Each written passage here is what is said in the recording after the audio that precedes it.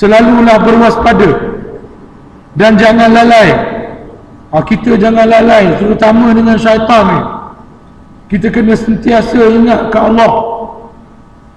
Saya pernah sebut barangkali, antara cara nak mengelakkan diri daripada dirasuk oleh syaitan, gangguan jin makhluk halus ni, ialah jangan terlalu sedih, jangan terlalu takut, jangan terlalu suka.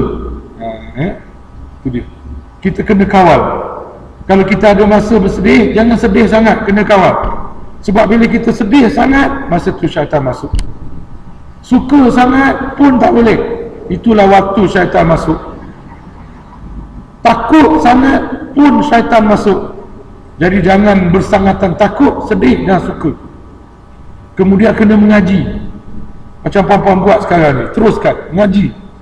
Saya perhati kebanyakan yang kena gangguan makhluk halus ni, yang saya ubat-ubat tu puan-puan, kebanyakannya memang jenis tak pergi mengaji. Kebanyakannya tak mengaji. Jadi bila tak mengaji, dia tak ada kekuatan akidah. Bila perempuan mengaji, perempuan ada kekuatan akidah, ada semacam kepahaman dalam diri, yang kepahaman itu menguatkan diri kita. Sebab itu susah jin nak masuk. Saya pernah cerita ada 4 orang adik-beradik. Seorang kakak ni kena gangguan makhluk halus. 2 orang adik-beradik ni ikut bawa dia, pegang dia, tak apa-apa berlaku, elok dia. Tapi satu hari dia bawa pula adik dia seorang lagi yang tak mengaji. Yang 2 ni kaki mengaji, saya kenal dia. Dia bawa adik yang tak mengaji. Tengah saya ubat kakak dia, adik dia menangis. Sebab kita kalau mengubat, jangan ada anak, adik-beradik si pesakit dalam majlis yang sama. Sebab dia mudah, jin tu mudah pindah. Jadi saya ingatkan adik-beradik 2 ni kuat. Saya ingatkan dia pun kuatlah juga. Saya pun turun ubat, tengah baca ayat Quran, dia pula menangis atas kursi. Dia nangis kan. Saya pun kata, Kak, nampaknya akak lemah ni, akak kena keluar. Saya suruh orang rumah saya bawa tumpang rumah jiran, duduk rumah jiran. Ada seorang lagi datang, anak dia ada 2 orang anak perempuan. Saya kata, kuat tak? Awak kuat tak? Awak anak dia kan? Anak dia. Kuat tak? Kuat. Kuat Ustaz. Saya pun tu ubat. Kakak dia memang betul-betul kuat. Kakak dia kuat semangat. Adik dia lemah, adik dia. Tengah saya baca tu, adik dia mula menangis dah. Saya suruh makcik dia bawa adik dia ni, anak perempuan yang kedua ni, di tempat lain. Jadi pertama, kita kena mengaji. Selain daripada semayang, puasa apa semua tu, mengaji, kena belajar, kena ada ilmu. Kemudian ada juga orang yang semayang, mengaji tapi kena ganggu juga. Kenapa? Itu kerana semangat dia terlalu lemah. Semangat dia terlalu lemah. Sebab itu dia kena ganggu. Jadi tuan-puan, semangat pun kena kuat. Kita kena kuatkan semangat. Okey, semangat ni macam mana lemah? Dia kadang-kadang pendidikan mak ayah. Masa kecil dulu, mak ayah kita terlalu manjakan kita kan. Itu yang kita jadi lembut betul, jadi lemah betul. Sebab tu kita anak-anak ni kena ajar semangat sikit kan. Sesekali kena marah juga dia. Kamu ni biar dia kuat, biar dia kuat. Jangan maknanya lah anak mak jatuh. Alah.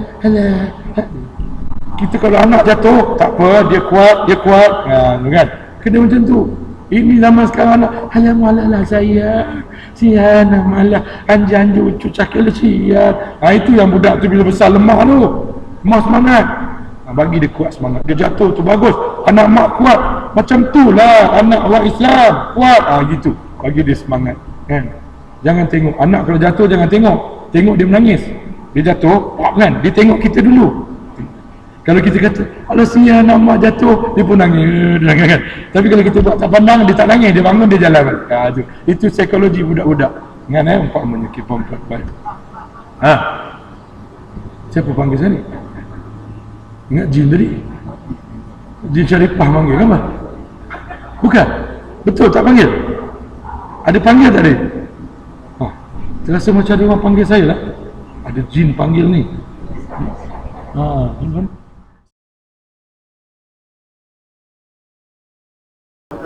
Ya, baik.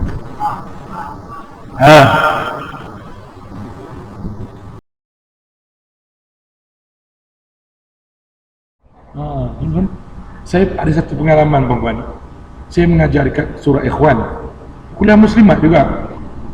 Hari hujan, habis hujan, basah-basah lantai. Saya pun jalan lah nak balik kan, anak saya sebelah. Saya jalan, saya terdengar ada perempuan belakang saya kata, hati-hati ustaz, nanti jatuh. Saya kata, ya. Saya pun pusing belakang tengok, tak ada perempuan. Saya pun pandang anak saya, Muiz, kau dengar tak tadi? Ya? Saya dengar apa kan? Maknanya kalau saya seorang dengar, mungkin saya terdengar kan. Ini anak saya pun mengaku dengar. Saya pun mula tegak bulu rama. Agaknya ada jin ikut kuliah saya kot. Ada jin ikut kuliah saya. Tapi jin tadi tu dia panggil saya abah. Tu yang saya takut tu. Bila pula dia atas saya, dia sudah. Okey, kita habiskan. Rasanya ada orang nak kahwin kot. Ya. Ada orang nak kahwin. Okey. Orang nak kahwin ni kita kesian. Nangis dia kan. Okey, kita cepat. Kita habiskan sikit ayat ni ya. Okey.